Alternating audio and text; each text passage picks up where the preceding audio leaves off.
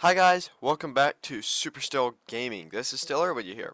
Alright, so I'm super excited to be taking a look at making Enlisted a better place, number 22.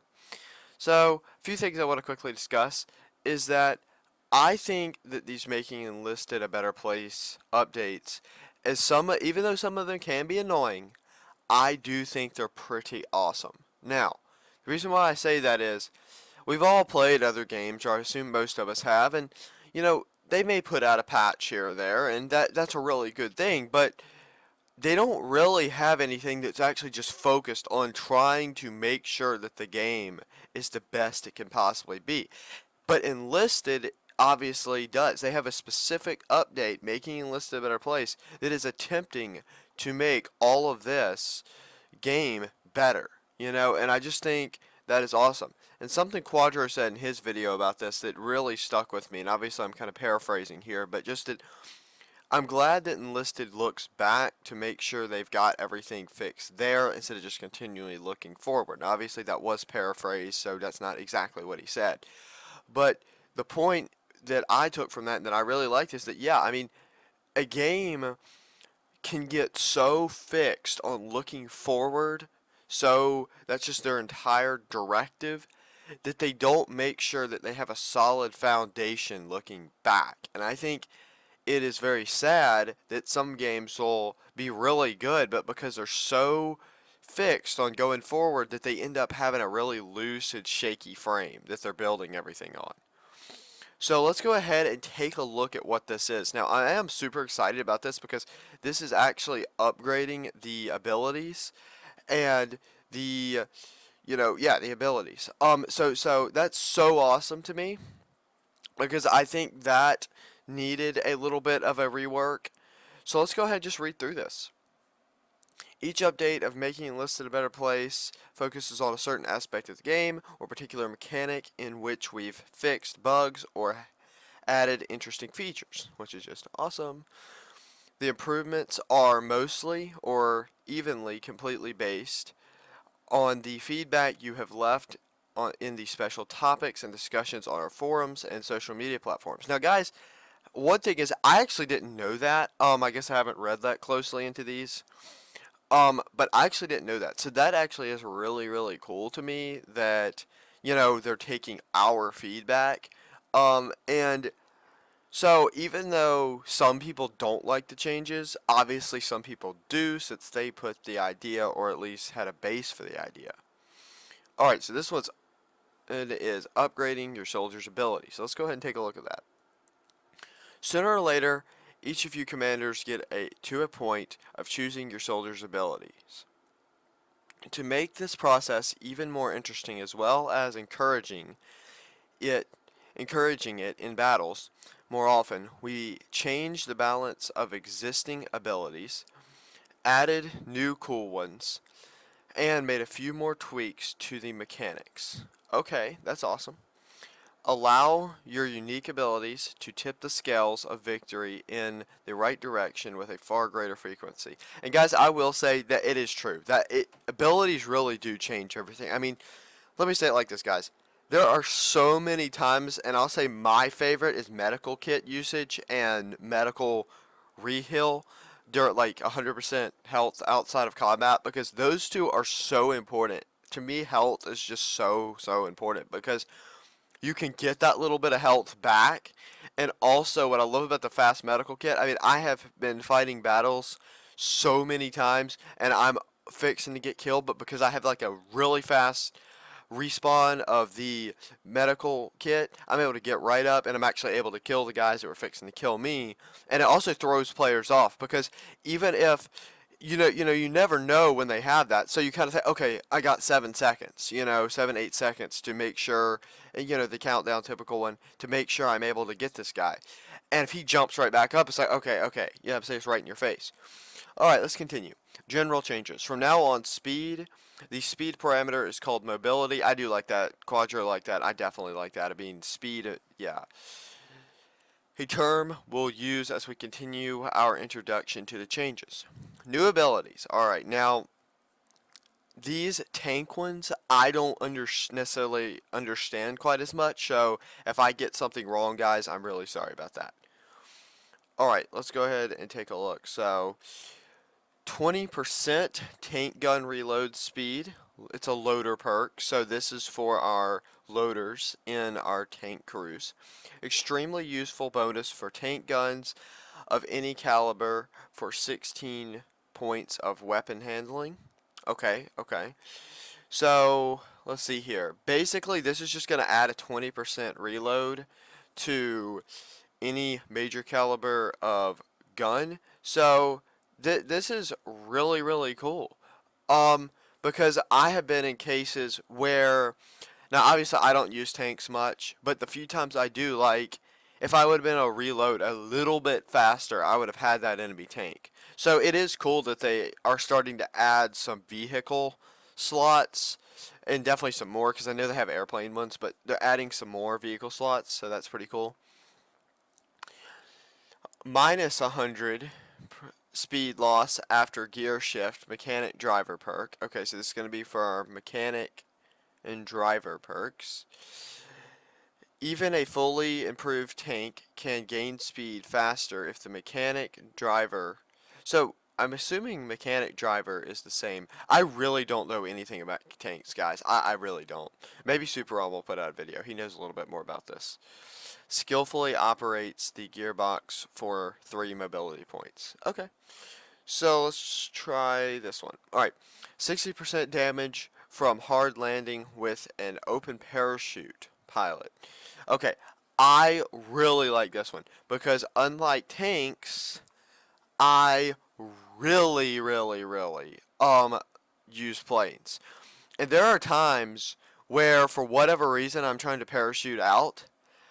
Sometimes it's just because I want to get to the battlefield and level something up. I don't know what it is, but whatever it is. And having the capability to take 60% less damage from a hard landing, you know, guys, that actually could be crazy because think about it. If you were able to do it just right where you, because it says you have to open your parachute. If you're able to open the parachute, but you're able to come in, you could come in like really low. That would just be crazy and just drop your guys in. Alright, so the parachutist does not always have time to slow down, and this ability will help survive a harder landing for 6 mobility points. Okay? Don't forget that a tanker's ability will only work if they are in his proper place in the tank. For example, the tanker with the loader's ability in the loader's place, not in the commander's. Okay, so that's interesting. So you have to make sure you don't mix them up or it doesn't work. All right, now this one I'm excited about because, okay, guys, I'm just gonna be honest with you. Flamethrowers are OP. Now I'm not trying to be. I like them in the game. So to me, there's two different types of OP. There's OP in the way of so OP that I don't even want this in the game, and then there's OP in the way of yeah, that's overpowered, but I still think it's cool in the game, and that's what this one is. I think flamethrowers are way overpowered, and mainly because you just can't see anything, and they put up this really blackening wall. I guess they just are OP to me. Maybe they're not, but they seem OP to me.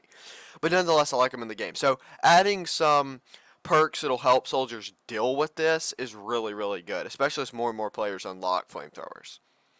All right. So the first one here is 100% soldier self-extinguishing speed. That is so good. Even an open flame that flies over you won't be so scary for 1 mobility point. Okay, wow. That's 1 mobility point. Wow. Maybe, unless that's like it's like opposite, like the less it is, the more. But no, I think if that's what I think it is, that's awesome.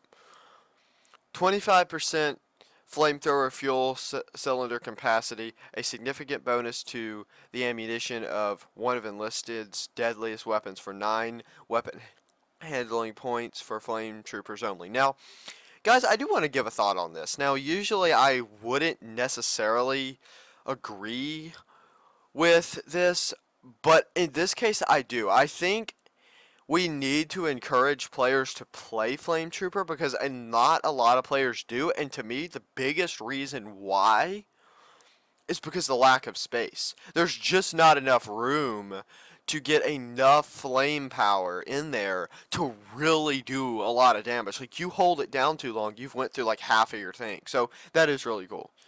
20+% mortar ammunition for a few more powerful blasts where the enemy is not expecting them for 7 weapon handling points for mortarmen only. Now, guys, I want to throw something out there about mortars.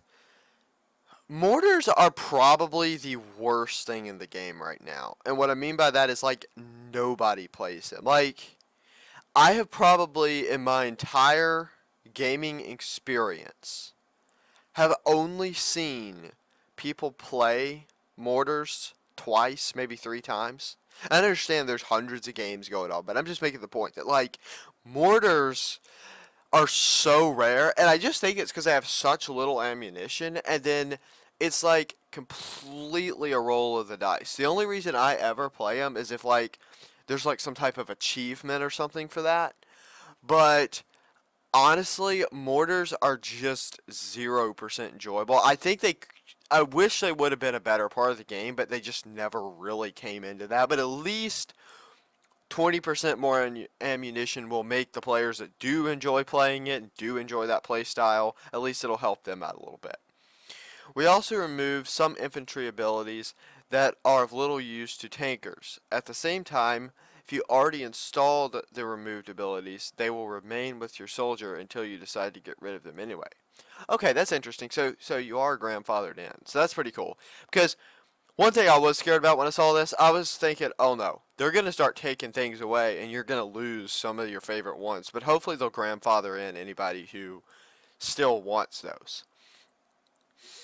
Alright, we boosted some of the abilities you may already know. If the soldier has them installed, the bonus will be applied automatically. Okay, I am excited to see this. Alright, 50% effect of head shaking caused by nearby explosions now also reduces to the duration of concussion by 25%. Okay, that is good because I cannot stand head shaking in this game. And I understand it's good that it's there. I know when they first released Stalingrad and they tried to blow it up, it became miserable because everything made your head shake. I guess the thing to me with head shaking is, I think it should be a little bit less. Maybe not. I'm conflicted over that one. I'm going to think about that one, guys, and I'll let you know my thoughts later. Alright. 100 plus health regeneration out of combat now not only allows you to fix HP and cover, but also speeds up the process by itself by 50%. Now guys, that is awesome. That is my favorite one. I'm so excited to see that. Because the thing is, to me, guys, in this game, the arcadiness that you can get some health back to me is cool. Because, like, I understand that having medical kits is really good, and it is. But you need those medical kits to survive being shot. So just getting that little bit of health back can be very helpful. Alright, 20% plus speed of vehicle repair now raised to 30%. Obviously I don't really care about that one, but that's good. Because I do think repairs take way too long. I've seen a lot of, like, allied tankers. I mean, they'll be out there for like 30 seconds banging on that thing. Alright, 20% speed of extinguishing the vehicle. Bonus raised by 30%. I didn't even know that existed, but that's awesome. The interface has a hint if a soldier has an ability that increases the range of grenade throwing. Huh. Okay, that's cool. I do like that one. The range of grenade throwing is actually a blessing and a curse because and I'm glad they put the hint because I think a lot of people, like, you don't, unless you just know your soldiers by heart, which even though I know all my soldiers, I don't know them that well. So it's like, I mean, if you go to throw it right here, but you have faster, further grenade throwing range, you'll accidentally throw it way too far than you need to. Alright, some abilities are now cheaper, 20% plus weapon aim speed, cost reduced from 12 to 10, okay. 40 plus engineer resources available for the buildings, cost reduced from 9 to 8. Now this one's cool. I didn't even know that one existed. That is a cool perk. That is a cool perk. Alright, plus, we've improved the description of many abilities to make it easier to understand their bonuses, and we will continue to work on improving these mechanics further. Okay, guys, well, that is awesome. I really liked this, making a little Enlisted a better place, and I cannot wait for more of them. I understand a lot of people are conflicted, and I really do, because there are some of them that just did not go well. But at the same time, I think it is good that they're trying, and I think it is good that they at least care to attempt to make the game a better place, as it says. So, guys, I think we should keep putting our feedback in the forums, and hopefully all of our issues can be addressed. Also, guys, can't wait for the specific campaign. Um, I just absolutely can't wait for that. So I think it is important to remember that some of these things might help with a new campaign like that a lot of people are wanting to be different than all the other campaigns. So anyway, guys, thanks for watching. Like, subscribe, and comment. I'll see you in the next one. This is Stiller signing out. I'll see you on the battlefield, soldier.